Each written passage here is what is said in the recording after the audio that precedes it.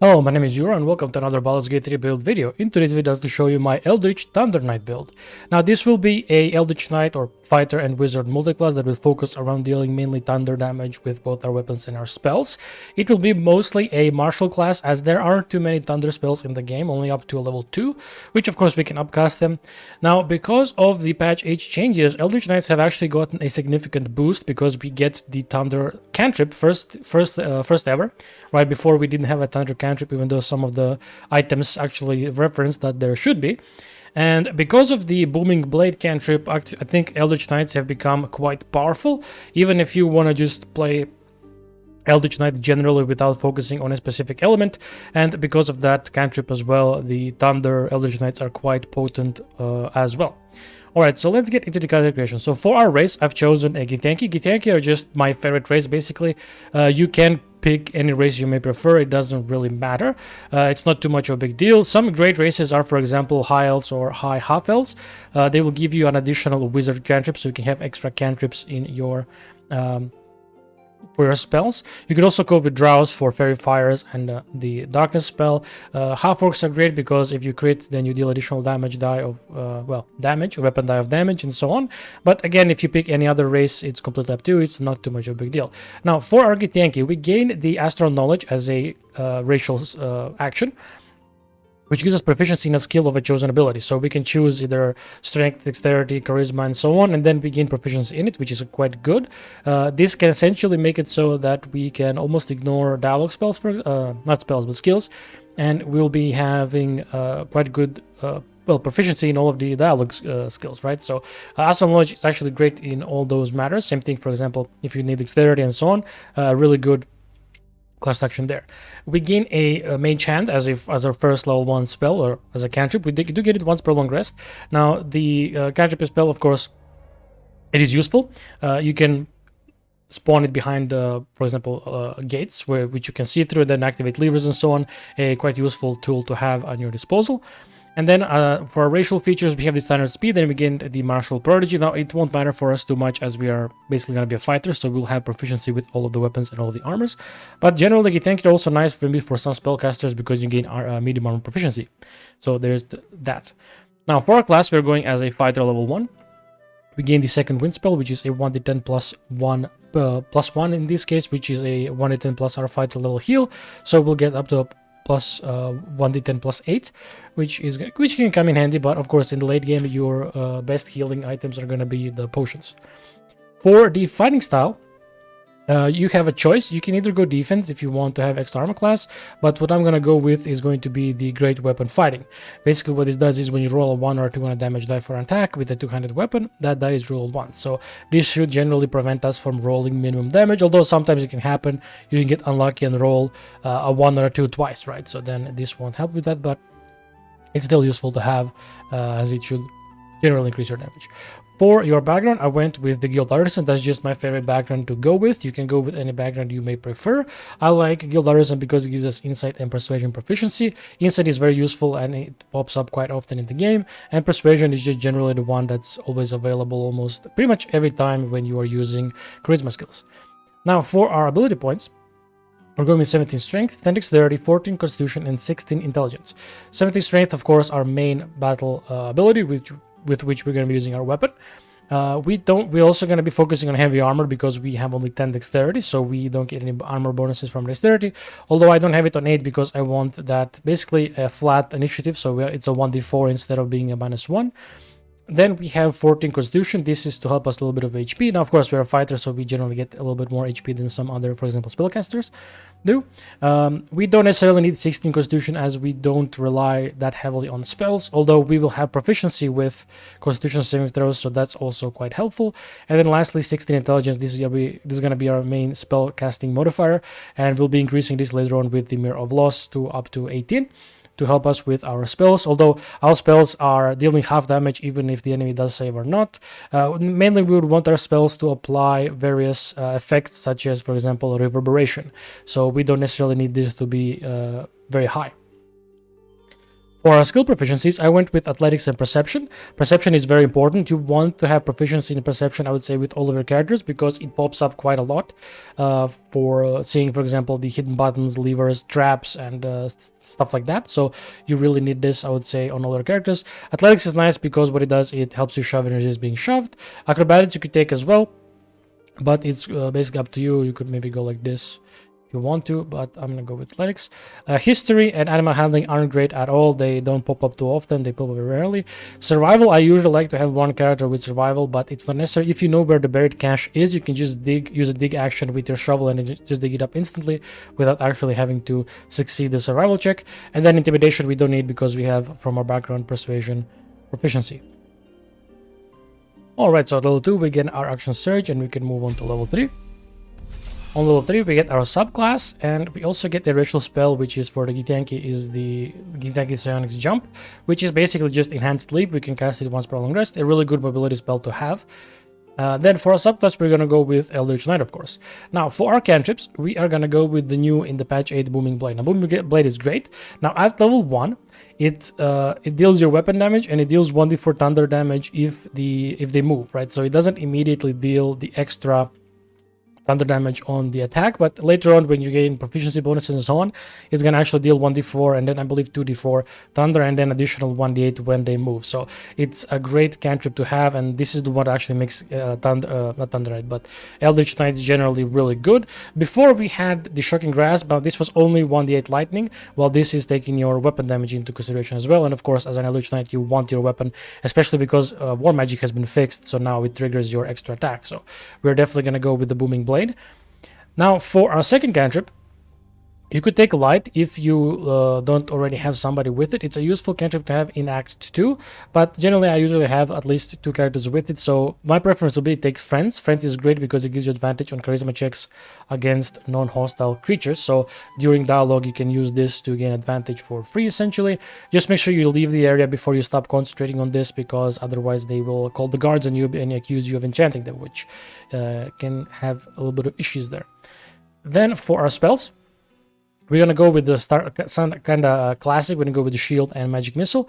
Shield is great because it gives you 5 armor class as a reaction, which is very useful to avoid particularly dangerous attacks if you get it to pop. And then the magic missile is great for early game and even in late game, so that you can ensure that you kill and target if there are low HP instead of missing them. Now, the effectiveness of this, of course, falls off as you get extra attacks, but in the first few levels, this is quite useful when you have real low hit chances, right? Where you don't have really great access to advantage and you don't have great weapon enchantment and so on. So this is a really useful one to have. For the expanded spells, now we could take Thunder Wave. This is going to be our first Thunder spell that we can actually take, which is a 2d Thunder damage. It pushes enemies back if they fail the saving throws, also allies unless we are Invocation Wizard. And then if they save, they still take half damage. So a really good one to have, relatively close range, so it's going to be great for us. You could skip it and then get something like, for example, Protection from Evil and Good, or even Enhanced Sleep, which you can cast for free if you do it outside of combat. Now, as a Githyanki, we do get one for free once per long rest, but again, this one we can cast basically every time, as much as we want, as long as we do it outside of combat. At level 4, we unlock an additional spell slot, and here I would suggest you could take the Chromatic Orb, which can take form of a thunder damage, but instead of that, I'm just going to take the Protection from Evil and Good. The Chromatic Orb is good, but it generally falls off with the damage later on because it's a single target spell, and then our Thunder Wave and Shatter that we'll get later are area of effect damage spells, so they're a lot better. Instead, I would suggest going for the Protection from Evil and Good. This can be useful in a lot of encounters with enemies because it helps you against aberrations, celestials, elementals, fae, fiends, and undead. They make it so that you can be charmed, frightened, or possessed by them, and then they also have disadvantage on attack rolls against you. So a very useful cantrip, not a cantrip, but a spell to have throughout the entire game. Then for our first feat, we're going to go with ability improvement +2 into strength. We want to increase this as much as we can so that we get better proficiency or battle prowess with our weapons. Now at this point, on level 5, you could deal with anti-ethel and get another +1 into strength. So then you have a total of 20. And then in Act 2, you could get the Potion of Everlasting Vigor from the Blood Merchant to get us to up to 22. And then finally in Act 3, we're going to get our Mineral of Loss to increase our intelligence to 18 to boost our spellcasting. Or alternatively, you could also put it into strength so that you get a total of 24 strength instead, which of course that's up to you which way you want to go.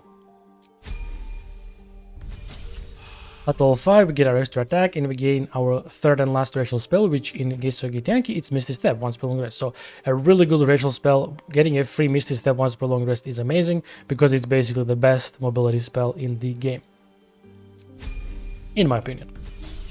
At level 6, we can replace spell and get another feat. Now here, you could go with Great Weapon Master immediately if you wish, but considering it's only level 6, I personally prefer to go with the Savage Attacker, because this helps us, especially if we have multiple damage dice on our weapons. So when making melee weapon attacks, you roll your damage die twice and use the highest result. So generally, we increase our damage on average. Again, useful very much with, for example, weapons that have their normal damage die on top of the elemental damage die. For example, the Cacophony Staff, which has additional 1d4 thunder damage. So I'm gonna go with Savage Attacker. At level 7, we get our War Magic feature. Now what this does is, after you cast a cantrip, you can make a weapon attack using a bonus action. So this used to be bugged before patch 8, where if you used your cantrip, you could only make one weapon attack, which generally made the Eldritch Knights weaker than other fighters, since fighters could use 2 weapon attacks or even 3 if they're 11 levels, which was a lot more damage than the cantrips. But because we have Booming Blade and, for example, every other ones, we essentially, with the Booming Blade particularly, we can make 3 weapon actions at level 7, while with Shocking Grasp and other normal cantrips we make two weapon attacks afterwards as well. So I'd say Eldritch Knights have gotten a significant damage boost with that bug being fixed. So a really good class feature right there, right now. For our second level spells, here we're going to go with the Shadow spell. Shadow is great because it, of course, is a pretty decent AoE area. It deals 3d8 thunder damage, and then if enemies fail the saving throw, they take full damage. If they succeeded, they take half damage. And then creatures made of inorganic materials have disadvantage on their saving throw. A really good one for applying vibration, and even with your boots, you can get extra momentum with this, which is pretty nice. Now, for the second spell, you could take Darkness to blind ranged enemies, or you could take Gust of Wind as a sort of thematic pick here, but we're gonna go with Darkness because it is useful as an area denial spell. Now at level 8, we get our expanded spell slots. Now here, we're gonna, of course, going to pick up Misty Step. Now I believe I learned Misty Step as a wizard, so it's not necessarily, well, necessary. You could instead of it pick up something else, but I'm gonna pick up Misty Step here just so we have it right from level 8. And then for our replace spells, we could replace Darkness and then pick up something else.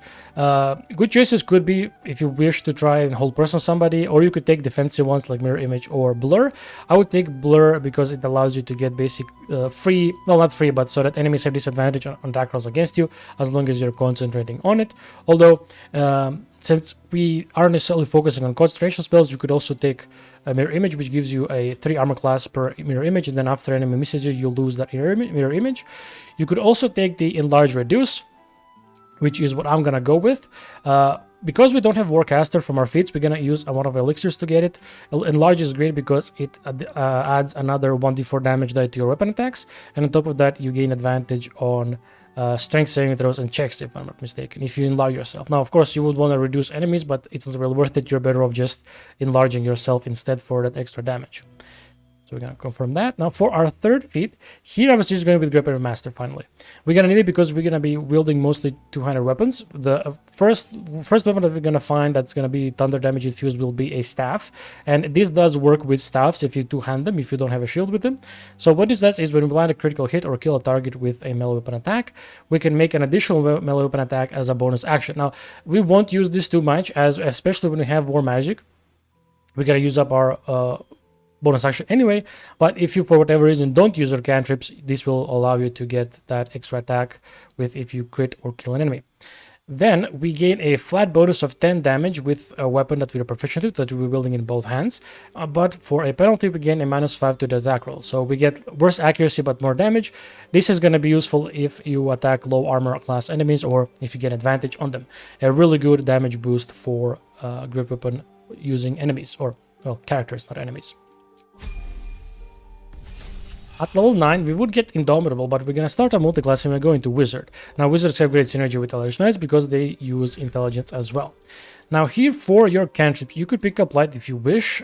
It's not really necessary, but you could pick it up just to have it. I would suggest taking the Shocking Grasp. So Shocking Grasp is useful in Act 3 when you need to access a secret area where you need to use lightning damage to light up some torches. You could use the Firebolt so you can light up surfaces. Instead of light, you could also pick up the Bone Chill, which is nice because if it does hit an enemy or target, it gives them Bone Chill condition, which prevents them from regaining hit points, so you can prevent enemies from healing. You could also take the Bursting Sinew, which is a new cantrip which explodes a corpse, dealing damage of 1d10, or in this case will be 2d10, and then at level 10 I believe it's going to be 3d10 piercing damage. So you could take a bunch of these damage dealing cantrips. You could also take True Strike. Now it's not as good as all of the other ones because it just gives you advantage on one attack roll. But since it's a cantrip, you could use it to activate War Magic, gain your War Magic proc, use Great Weapon Master with the advantage, hit the enemy once, and then turn it off, and then hit them again. So True Strike has gotten a buff basically with this as well, although it's still probably not that great. But I'm gonna go with the Bone Chill, Shocking Grasp, and the Firebolt. Now, for our spells here, honestly here, we don't really have that much that we want. We could pick up the Chromatic Orb just so we have it. We could pick up Long Strider, Enhanced Sleep. Just pick up whichever ones you want here. You won't be necessarily using them. You do have to pick them up to level up, but after you level up, you can just unequip them in your spellbook so you don't have them all equipped on your hotbar. Now, I do have some spells here I learned with the wizard feature where you can learn spells from scrolls, such as, for example, Dark Vision, Misty Step, and Haste. We don't actually need to equip Misty Step here because we picked it up as our level, so we're just gonna pick up random ones just so we can level. But yeah, the main ones you would want would be Enlarge, Haste, Dark Vision if you're not a race that has Dark Vision, and any other spell you may prefer that you don't have access to with your Eldritch Knight levels, right? Because Wizard is very good for that. Then at level 10, we gain our Wizard subclass, and here we're going to go with Evocation. Reason we're going with Evocation is the two of our spells that deal thunder damage are both evocations, so Thunder Wave and Shatter. And what this does is basically makes it so that allies, they take 0 damage from your evocation spell. So this is great. This also makes you not take any damage, so you can freely cast this around allies without inflicting reverberation on them. So we're going to go with that. And then we're just going to pick up 2 other spells here. Prepared spells, we won't really worry about it. We can just set up the spells that we want later. Then at Wizard level 3, level 11, here we can pick up some additional spells. Now, you could pick up Magic Weapon if you wish to get +1 enchantment and 2 damage and attack rolls. This will be useful on weapons that don't have normal enchantments unless you have the oil. It's unfortunate, but the Director Gauntlet got, not Gauntlet, Glaive got nerfed where it doesn't imply enchantment +1, just attack rolls +1. But still, you could pick that up. You could pick up Blur here. Instead, I would suggest picking up Blur and Mirror Image. 2 really useful spells to have, and we're gonna equip them instead of those 2. So we're gonna have it like this. We can also get Enhanced Sleep so that we get mobility on top of our Misty Steps. And then finally at level 12, we gain additional cantrip. Here we are just gonna go with we could also take Blade Ward. Blade Ward should also activate your War Magic, so you can get 2 turns of resist damage. So Blade Ward also got a lot better with this. Generally, I wouldn't use it because there are equipment items that can actually do apply Blade Ward either through just wearing them or through healing. Then for the spells, again, just pick up whichever one. So I'll just take the Magic Weapon and let's say Darkness, or let's go with Whole Person. And then for the last equipped ones here, we could just pick up Whole Person in case we need it. And then finally, for our last feat, the 4th and last feat, we're going to go with the Elemental Adept, and we're going to pick up Thunder. Now, what this does is, when we cast spells and make attacks that... spells you cast and attacks you make ignore resistance to thunder damage. In addition, you deal thunder damage. When you deal thunder damage with a spell, you cannot roll a 1. So basically, when everything that is resistant to thunder damage, it takes full damage instead, and we basically get a reroll. Or we can deal minimum damage. Now, what is unfortunate is there are not many enemies that are resistant to thunder damage anyway, but those that are usually immune to it. For example, one that I can think of is Gortash, which is unfortunate, but for the sake of sort of thematics and sticking with the rest of the Elemental Eldritch Knights, we're gonna still pick it up. It also helps because, of course, you can't roll the minimum damage because of this ability here or feature. Alright, so that is it for the levels. I'm gonna see you in the equipment section. Alright, so here we are in the equipment section. So let's start with our headgear. Here we have the Diadem of Arcane Synergy. A really good diadem, which what it does is when you inflict a condition, you gain Arcane Synergy for 2 turns. And what this does is it adds our spellcasting ability modifier to our damage dealt with weapons. So in our case, it's going to be a +3. If you end up getting the Mirror of Loss to 18 armor class, intelligence, it's going to be a +4. So a decent little damage boost there you can get. For the cloak, we're going with the Thunderskin Cloak. When a creature with reverberation deals damage to the wearer, the creature needs to make a Constitution saving throw or become dazed. So a really good synergetic thunder and reverberation cloak here that reduces enemy armor class, so they gain no more bonus benefits from their dexterity, and also they gain disadvantage on wisdom saving throws. So this is pretty powerful because, for example, if you have hold person, it's a wisdom saving throw. So if they're dazed, this is gonna give them disadvantage, which is quite powerful. For the armor, I went with the Adamantine Splint armor. Only combat damage is reduced by 2. When melee attack hits you, the attacker is centrally for 3 turns, and also attackers can't land critical hits on the wearer. Now, there aren't really any thunder damage synergetic armors, to my knowledge anyway, that would really be fitting for this character, so I decided to go with this. This is actually a pretty good armor, even though it's armor class 18. It's still great because it reduces incoming damage and then of course all of the other effects. So my pick would be this. Alternatively, you could go with the best heavy armor in the game, which is the armor persistence. It reduces the incoming damage by 2 as well. It also gives you blade wards, so it halves the damage you take and then it further reduces it by 2. And we also gain resistance, which helps us with saving throws, although it doesn't make you immune to critical hits, so you can still take damage from full criticals instead of just normal weapon damage. So I suggest that either one of those two you should probably go for. For the gloves, we're going with the Gloves of Belligerent Skies. When we deal thunder damage, we inflict 2 turns of reverberation. Now what reverberation does is gives a -1 penalty for each stack to saving throws again on Constitution. Constitution, Strength, and Dexterity, and then at 5 or more stacks, we deal thunder damage to the target and they possibly fall prone. So a really good gloves there, especially because they apply reverberation, and then of course, since that's a condition, it triggers our Diadem of Arcane Synergy. Alternatively, we go with the Gloves of Battle Mage's Power. Now, these have been reworked in patch 8, and they're actually quite decent. So what it does is when you hit a target with a spell or a cantrip that uses a weapon, you gain Arcane Acuity. So what this does is it gives you +1 to spell attack rolls and difficulty class for each remaining turn. So this can boost your spell save, DC, and attack rolls with these gloves, which is pretty good. Although my preference would be the Gloves of Belligerent Skies, of course. For our boots, we're going with the Boots of Elemental Momentum. Whenever we deal thunder damage or any of the other elements with a spell or a cantrip, we gain momentum for 2 turns. So basically every single turn we are going to be getting 2 turns of momentum because we are preferably going to be using Booming Blade every turn. And here you can take a look. This is now the damage it deals. Now it's taking the 1d4. I'm not exactly sure what's 2d8 coming from, but basically with all stacks it adds additional damages. And then it's a 3d8 when they move, so it becomes quite powerful as a cantrip, and we want to use this every turn, right? And that's going to give us momentum. Now, I mentioned earlier, if you use Shatter, I have scrolls here of that as well, but if you Shatter on, let's say, 3 enemies, you will gain 6 stacks of momentum instead, because it counts each individual enemy for this, which is pretty good for your mobility. Alternatively, you could use the Boots of Stormy Climber. When the wearer inflicts a condition upon a hostile creature, they also inflict 2 turns of reverberation. Same thing as the gloves. Although I think this is kind of an overkill because we get 3 weapon actions and we can essentially make enemies fall prone immediately, right? If we hit them 3 times, they gain 6 stacks and they immediately roll for going prone or taking down thunder damage. So the boots are kind of an overkill in my opinion. Much rather would go with the Boots of Elemental Momentum. For the amulet, I went with the Face Semblance Amulet. We have advantage on Intelligence, Wisdom, and Charisma saving throws. I like this as a defensive amulet to help against enemies that are trying to cast Hold Person on us or similar spells, because of course that advantage on Wisdom saving throws. Same reason you would want the Amulet of the Harpers, advantage on Wisdom saving throws, although this one gives you the shield as a reaction once per long rest, so you can have that, but it's not necessary because we already have shield from our Eldritch Knight levels. For the ring, I went with the Ring of Spiteful Thunder. When the wearer deals thunder damage to a reverberating creature, it becomes dazed unless it succeeds a Constitution saving throw. So this is great because now we can inflict daze on our targets just with our weapon actions. We don't need to get attacked necessarily just from our cloak.